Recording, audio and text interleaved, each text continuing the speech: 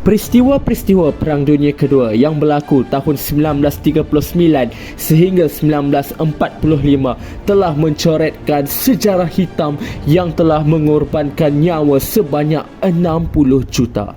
Pada tahun 1933, Adolf Hitler telah dilantik sebagai pemerintah Jerman yang seterusnya. Beliau telah memainkan peranan yang sangat penting dalam usaha untuk membangunkan angkatan tentera Nazi Jerman yang sedikit sebanyak telah memberikan ancaman yang sangat besar kepada kelangsungan negara-negara Eropah Barat dan Eropah Timur. Siapa sangka bahawa kenaikan Adolf Hitler sebagai pemerintah Jerman ini telah mendatangkan ancaman peperangan kedua selepas Perang Dunia Pertama yang dikenali sebagai Perang Dunia Kedua. Hal ini berlaku pada tahun 1 September 1939 apabila Jerman telah mengerahkan angkatan tenteranya untuk menakluk negara Poland. Pada masa itu juga Poland menerima ancaman peperangan daripada Kesatuan Soviet yang menyerang Poland dari Eropah Timur. Keadaan inilah yang telah menyebabkan hampir keseluruhan Eropah Barat dan Eropah Timur telah berjaya dikuasai oleh tentera Jerman. Susulan serangan tentera Jerman itu, hal itulah yang menyebabkan Perancis dan Britain telah mengambil keputusan untuk mengisytiharkan perang terhadap Jerman. Lalu berlakulah peperangan yang paling besar di Eropah Barat yang melibatkan pertempuran antara tentera Nazi Jerman dan Perancis serta Britain dalam usaha untuk mempertahankan negara-negara Eropah Barat daripada jatuh ke tangan Nazi Jerman. Pada masa itu juga, tentera Perancis, tentera Britain telah giat untuk melaksanakan serangan ke atas tentera Jerman bagi mempertahankan negara-negara ini daripada dikuasai oleh tentera Jerman. Meskipun banyak usaha yang dilakukan oleh negara pihak bersekutu untuk menahan asakan tentera Jerman, tetapi mereka tidak mampu untuk mendandingi kekuatan yang dimiliki oleh tentera Jerman sehingga menyebabkan mereka ini terpaksa berhadapan dengan kemerosotan serta kekalahan dalam medan pertempuran. Akhirnya, Britain dan Perancis telah mengambil keputusan untuk melaksanakan pengunduran dari negara Eropah Barat untuk mara ke negara Britain disebabkan oleh mereka ini tidak mampu untuk menahan asakan yang menggila daripada tentera Jerman. Pada Mei 1940, negara pihak bersekutu telah mengambil keputusan untuk berundur dari pelabuhan Dunkirk melintasi Selat Inggeris untuk pergi ke England. Pada masa itu jugalah hampir keseluruhan negara-negara Eropah Barat telah berjaya dikuasai oleh tentera Jerman. Tiada daya upaya yang boleh dilakukan untuk membebaskan negara-negara Eropah Barat ini daripada penguasaan tentera Jerman.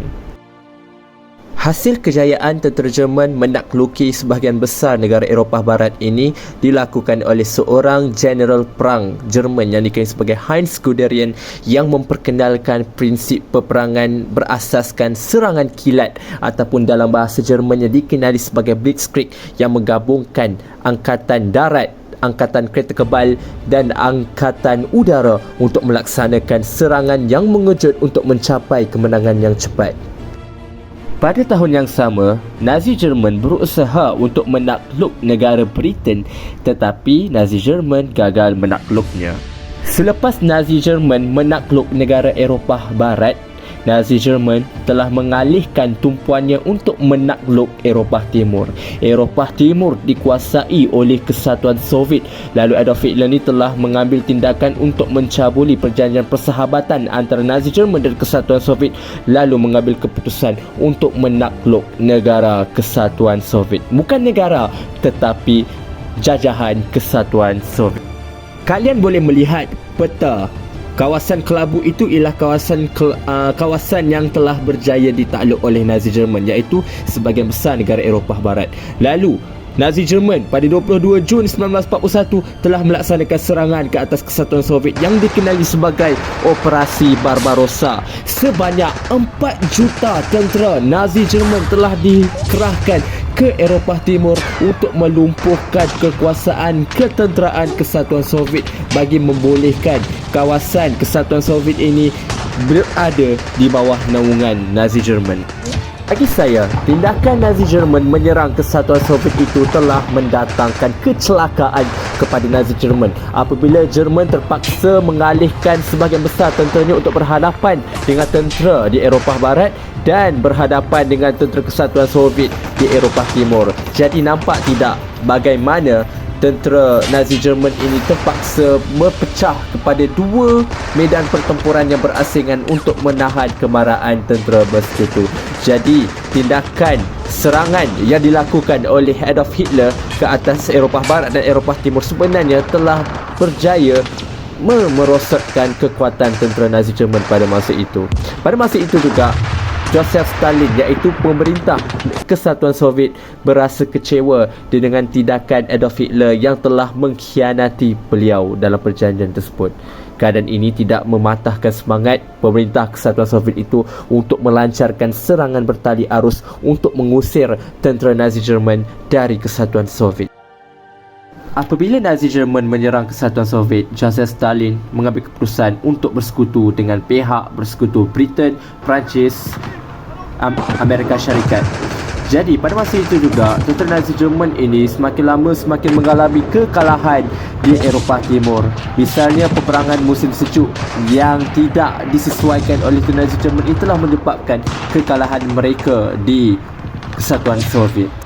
Pada tahun 1943, persidangan Tehran telah dihadiri oleh Britain, Amerika Syarikat dan Kesatuan Soviet untuk membicarakan perancangan untuk berhadapan dengan tentera Nazi Jerman. Joseph Stalin menuntut British Amerika Syarikat untuk membuka medan pertempuran di Eropah Barat, khususnya di Perancis, untuk membolehkan tekanan di Eropah Timur itu dapat dikurangkan. Pada masa itulah berlakunya pertemuan perbincangan. Britain telah diwakili oleh Winston Churchill, Amerika Syarikat telah diwakili oleh Presiden Franklin Roosevelt. Perbincangan telah memuktamadkan pendaratan secara besar-besaran tentera bersekutu di pantai Normandy Perancis yang telah memperlihatkan kehadiran tentera bersekutu di pantai Perancis iaitu Utah, Omaha, Gold, Juno dan Swat. Pada 6 Jun 1944, seramai 156,000 orang tentera bersekutu yang terdiri daripada Perancis, Britain dan Amerika Syarikat telah melaksanakan pendaratan secara besar-besaran ke pantai Normandy, Perancis. Pendaratan itu telah diketuai oleh General Dwight Eisenhower dalam usaha untuk membebaskan Eropah daripada cengkaman Nazi Jerman. Itulah yang dikenali sebagai Operasi Overlord ataupun lebih dikenali sebagai Operasi D-Day. Pendaratan ini telah memainkan peranan yang sangat penting kerana ia ialah peristiwa yang menjadi perintis kepada usaha tentera bersekutu untuk membebaskan negara-negara Eropah Barat yang berada di bawah cengkaman Nazi Jerman. Seramai 156,000 yang melaksanakan kemarahan terus ke pantai Normandy, terus ke Luxembourg, ke Belgium, Perancis dan akhirnya ke perbatasan Jerman untuk menamatkan peperangan yang telah mengorbankan banyak nyawa yang tidak berdosa. Pada masa itu jugalah berlakunya kemarahan yang sangat besar dari Eropah Barat dan Eropah Timur dalam usaha untuk menghimpit tentera Nazi Jerman untuk keluar dari medan peperangan.